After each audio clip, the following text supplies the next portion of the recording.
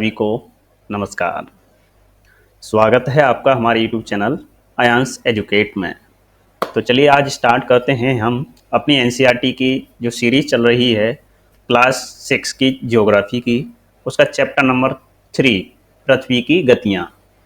पृथ्वी की गतियाँ क्या होती हैं, इनके बारे में हम जो एनसीईआरटी में लिखा हुआ है उसकी पूरी विस्तृत जानकारी प्राप्त करेंगे।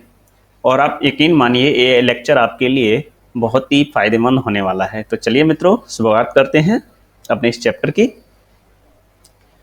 इस चैप्टर है हमारा पृथ्वी की गतियां, ठीक, चैप्टर नंबर 3 ज्योग्राफी। ओके, तो जैसा कि आप लोग जानते हैं,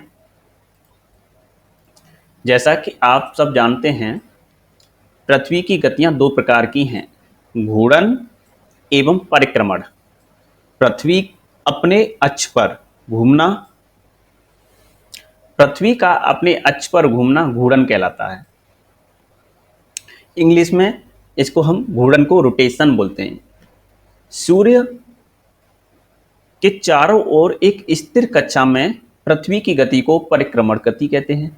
यानी जब पृथ्वी सूर्य का परिक्रमा करती है तो उसे परिक्रमण गति या इंग्लिश में रिवॉल्यूशन कहते हैं।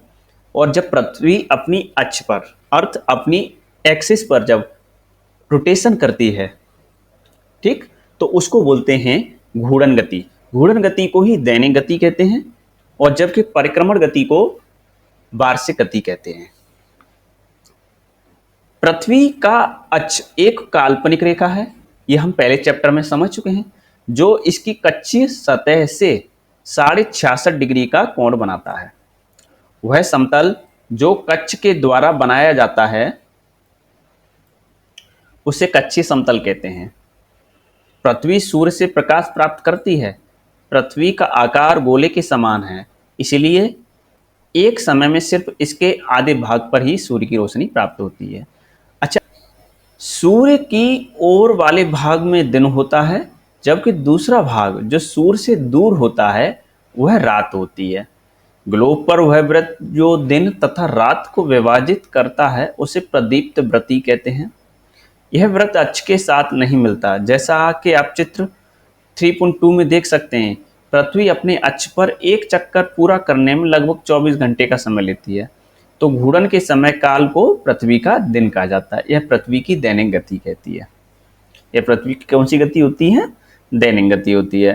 देखिए चित्र में आप देखेंगे जो पृथ्वी है, पृथ्वी की जो एक्सिस है ये नॉर्थ पोल हो गया और ये साउथ पोल हो गया।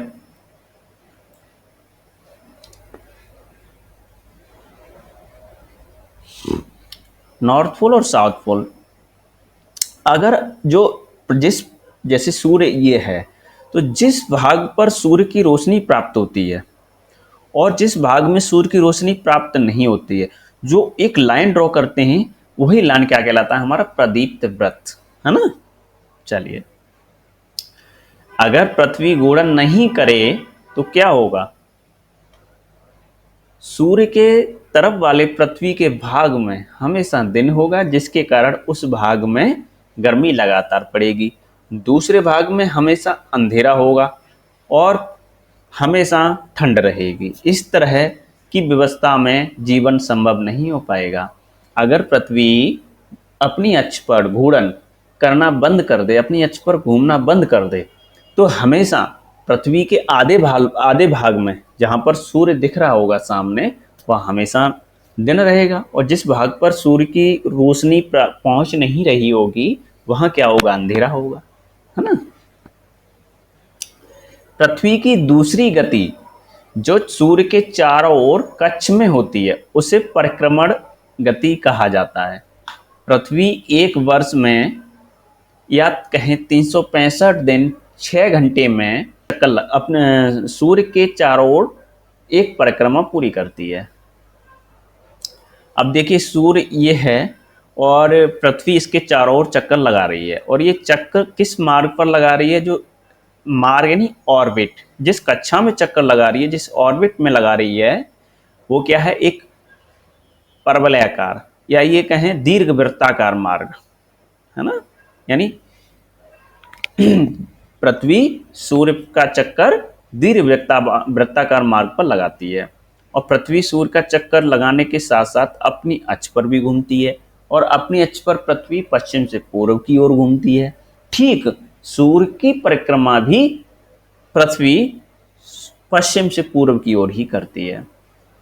तो जब पृथ्वी सूर्य के चारों ओर चक्कर लगाती है तो क्या होता है कि इसमें 4 ऋतुओं का निर्माण होता है, या 4 ऋतुएं उत्पन्न होती हैं। कैसे? जब पृथ्वी 21 जून को जो स्थिति होती है उसमें उत्तरी गोलार्ध में सूर्य की रोशनी पहुंच रही होती है। देखो, क्योंकि उत्तरी गोलार्ध में जो सूर्य का जो पृथ्वी का नॉर्थ पोल है वो सूर्य की तरफ झुका हुआ है। अगर ये कंडीशन 22 दिसंबर की देखें तो यहाँ पर साउथ पोल सूर्य की तरफ झुका हुआ है, और 21 मार्च की कंडीशन में और 23 सितंबर की कंडीशन में क्या है कि जो सूर्य की रोशनी विषुवत रेखा पर लंबवत पहुंच रही है। ये कंडीशन के बारे में विशेष जानकारी आगे हमारी इसी बुक में, इसी चैप्टर में दी हुई है, उसके बारे में हम पढ़ते हैं चलकर। लेकिन एक चीज यहाँ और देखते चलिए, अभी जो 21 जून है इसमें उत्तरी गोलार्ध में ग्रीष्म ऋतु में उत्तरी अयनांत की स्थिति उत्पन्न होती है, और दक्षिणी गोलार्ध में दक्षिणी अयनांत की 22 दिसंबर को स्थिति उत्पन्न होती है।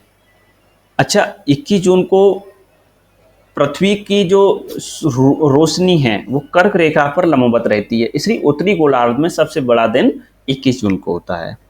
बड़ा दिन कहने का मतलब है कि सूर्य की रोशनी ज़्यादा समय तक उत्तरी गोलार्ध में प्राप्त होती है उस दिन। ठीक इसके विपरीत अगर 22 दिसंबर को देखा जाए तो 22 दिसंबर को दक्षिणी गोलार्ध में मकर रेखा पर सूर्य की रोशनी लंबवत पड़ रही होती है। तो जब वहां लंबवत पड़ रही होगी तो उत्तरी गोलार्ध में क्या होगा? छोटा दिन होगा, और दक्षिणी गोलार्ध में क्या होगा? बड़ा दिन होगा। जबकि 21 मार्च और 23 सितंबर की स्थिति में सूर्य की रोशनी विषुवत रेखा पर लंबवत पड़ती है, जिस कारण दोनों गोलार्धों में दिन और रात बराबर रहते हैं। ठीक, चलिए, 4 वर्षों में प्रत्येक वर्ष के बचे हुए 6 घंटे मिलाकर एक दिन यानी 24 घंटे के बराबर हो जाते हैं। इसके अतिरिक्त दिन को जो ये 24 घंटे का एक दिन बना 4 साल में, इसको फरवरी माह के महीने में जोड़ दिया जाता है। इस प्रकार प्रत्येक चौथे वर्ष फरवरी माह 28 के बदले 29 दिन का होता है, और ऐसा वर्ष जिसमें 366 दिन हो जाते हैं उसे क्या कहते हैं? लीप वर्ष कहा जाता है। ध्यान दीजिए कि पृथ्वी पूरे कक्ष में एक ही दिशा में झुकी हुई है। सामान्यतः एक वर्ष को गर्मी, सर्दी, बसंत एवं शरद ऋतुओं में बांटा जाता है। ऋतुओं में परिवर्तन सूर्य के चारों ओर पृथ्वी की स्थिति में परिवर्तन के कारण होता है। क्यों? क्योंकि देखिए, पृथ्वी जब सूर्य का चक्कर लगा रही होती है उसके साथ साथ ये अपनी अक्ष का भी चक्कर लगा रही होती है, और अपनी अक्ष पर पृथ्वी 23.5 डिग्री झुकी हुई है, या ये कहें ये इसका कक्षीय झुकाव है, जो अपने कच्ची समतल से वो 66.5 डिग्री है। तो इस कारण क्या है कि पृथ्वी की जो सूर्य के चारों तरफ परिक्रमा लगाते समय जो पृथ्वी पर सूर्य का रोशनी पहुंचती है वो अलग अलग स्थिति में पहुंचती है। जो अभी हमने देखा कि 21 मार्च 23 सितंबर को कहाँ रहती है सूर्य की रोशनी? मकर रेखा पर रहती है। तो ऋतुओं का यहाँ से ऋतु परिवर्तन होना शुरू हो जाता है पृथ्वी की अक्ष पर चक्कर लगाने और उसके अक्षीय झुकाव के कारण सूर्य के चारों परिक्रमा लगाना, यानी ये सारी चीजें, सारे फैक्टर एक साथ काम करने लगते हैं। अच्छा, आप देखेंगे कि 21 जून को उत्तरी गोलार्ध सूर्य की तरफ झुका हुआ है, अभी हमने समझाया था। सूर्य की किरणें कर्क रेखा पर सीधी पड़ती हैं। इसके परिणाम स्वरूप इन क्षेत्रों में ऊष्मा अधिक प्राप्त होती है, क्योंकि सीधी सीधे की लॉजिक तो ये बनता ही है कि जब पृथ्वी के उत्तरी गोलार्ध में सूर्य की रोशनी 21 जून यानी कर्क रेखा पर पड़ रही है तो उत्तरी गोलार्ध में अधिक ऊष्मा प्राप्त होगी, जबकि दक्षिणी गोलार्ध में सूर्य की रोशनी उस हिसाब से नहीं पहुंच रही है तो वहां पर उतनी ऊष्मा नहीं प्राप्त होगी। तो इस कारण है कि दक्षिणी गोलार्ध में क्या होगा, सर्दियों का समय होगा, और उत्तरी गोलार्ध में गर्मियों का समय होगा। ध्रुवों के पास वाले क्षेत्रों में कम ऊष्मा प्राप्त होती है क्योंकि वहां सूर्य की किरणें तिरछी पड़ती हैं, हमेशा क्षितिज स्थिति में रहती हैं। जैसे आप एक टॉर्च लीजिए और टॉर्च को एक पॉइंट पर उसकी रोशनी लगाइए, तो जिस पॉइंट पर आप रोशनी लगाएंगे वहां पर अधिक रोशनी एकदम उजाला महसूस होगा, जबकि आप टॉर्च को तिरछा पकड़ के जमीन पर मारिए तो रोशनी उतनी नहीं होती है। ठीक वही कंडीशन यहाँ है। ये हो गया, हाँ तिरछी पड़ती है। उत्तरी ध्रुव सूर्य की तरफ झुका होता है कब, 21 जून, तथा उत्तरी ध्रुव रेखा के बाद वाले भाग, यानी जो उत्तरी ध्रुव है हमेशा वहां पर 6 महीने लगातार दिन रहता है, जो कि उत्तरी गोलार्ध के बहुत बड़े भाग में सूर्य की रोशनी प्राप्त होती है, इसलिए विषुवत व्रत के उत्तरी भाग में गर्मी का मौसम होता है। हम पहले ही बता चुके हैं ये चीज। 21 जून को इस क्षेत्रों में सबसे लंबा दिन तथा सबसे छोटी रात होती है। पृथ्वी की इस अवस्था को क्या कहते हैं, उत्तरी अयनांत या उत्तर अयनांत कहते हैं। 22 दिसंबर की कंडीशन देख लेते हैं। 22 दिसंबर को दक्षिणी ध्रुव सूर्य की ओर झुका होता है, अभी हमने चित्र में पीछे समझाया था, और उस समय मकर रेखा पर सूर्य की किरणें सीधी पड़ती हैं, यानी लंबवत पड़ती हैं। क्योंकि सूर्य की किरणें मकर रेखा पर लंबवत पड़ती हैं, इसलिए दक्षिणी गोलार्ध के बहुत बड़े भाग में प्रकाश प्राप्त होता है। इसीलिए दक्षिणी गोलार्ध में लंबे दिन तथा छोटी रातें वाली जो ग्रीष्म ऋतु होती है, क्योंकि दक्षिणी गोलार्ध में ग्रीष्म ऋतु मतलब गर्मी का मौसम रहेगा, और उत्तरी गोलार्ध में क्या हो जाएगा, सर्दियों का मौसम। इसके ठीक विपरीत स्थिति उत्तरी गोलार्ध में होती है। पृथ्वी की इस अवस्था को दक्षिणी अयनांत कहा जाता है। क्या आप जानते हैं कि ऑस्ट्रेलिया में ग्रीष्म ऋतु में क्रिसमस का पर्व मनाया जाता है, और हमारे यहाँ कब, दिसंबर में। दिसंबर में उत्तरी गोलार्ध में क्या होता है, सर्दियां, क्योंकि ऑस्ट्रेलिया दक्षिणी गोलार्ध में है। 21 मार्च एवं 23 सितंबर को सूर्य की किरणें विषुवत व्रत पर सीधी पड़ती हैं। 21 मार्च और 23 सितंबर को सूर्य की किरणें विषुवत व्रत पर सीधी पड़ती हैं। इस अवस्था में कोई भी ध्रुव सूर्य की ओर नहीं झुका होता, इसलिए पूरी पृथ्वी पर रात एवं दिन बराबर होते हैं, और यह घटना क्या कहलाती है, विषुव, यानी इक्विनॉक्स। विषुव को इंग्लिश में बोलते हैं इक्विनॉक्स। 23 सितंबर को उत्तरी गोलार्ध में शरद ऋतु होती है, जबकि दक्षिणी गोलार्ध में बसंत ऋतु होती है। 21 मार्च को स्थिति इसके विपरीत होती है, जब उत्तरी गोलार्ध में बसंत ऋतु होती है, दक्षिणी गोलार्ध में शरद ऋतु होती है। सीधी सी बात है कि अगर उत्तरी गोलार्ध में प्रकाश सूर्य का रहेगा तो दक्षिणी गोलार्ध में नहीं रहेगा, तो वहां पर सर्दियां पड़ेंगी, यहाँ पर गर्मियां पड़ेंगी। जब यहाँ सर्दी पड़ेंगी तो दक्षिणी गोलार्ध में गर्मी पड़ेगी। इस प्रकार स्पष्ट है कि पृथ्वी के घूर्णन एवं परिक्रमण के कारण दिन एवं रात तथा ऋतुओं में परिवर्तन होता है। यानी अगर पृथ्वी अपनी अक्ष पर रोटेशन करती है तो क्या, दिन और रात का निर्माण होता है, और दिन और रात की जो अवधि में अंतर रहता है कि कभी दिन बड़ा कभी दिन छोटा, ये पृथ्वी के 23.5 झुके अक्ष पर, अपनी अक्ष पर 23.5 डिग्री झुके होने के कारण होता है। देखिए पहला पॉइंट बनने वाला कि दिन रात की अवधि में अंतर पृथ्वी का अपनी अक्ष के 23.5 डिग्री झुके होने के कारण रहता है।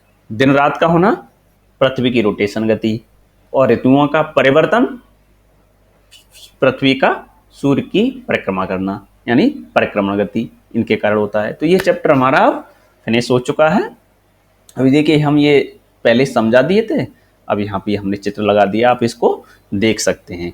और ये जो पीडीएफ है, इसको हम पीडीएफ फॉर्मेट में, जितना भी हमने यहाँ पर स्लाइड लगाई हुई हैं उनको पीडीएफ फॉर्मेट में अपने टेलीग्राम चैनल पर हम इसको शेयर कर देंगे। वहाँ से आप अपने फ़ोन में डाउनलोड करके इसको रिवीजन कर सकते हैं, अपने नोट्स बना सकते हैं, है ना।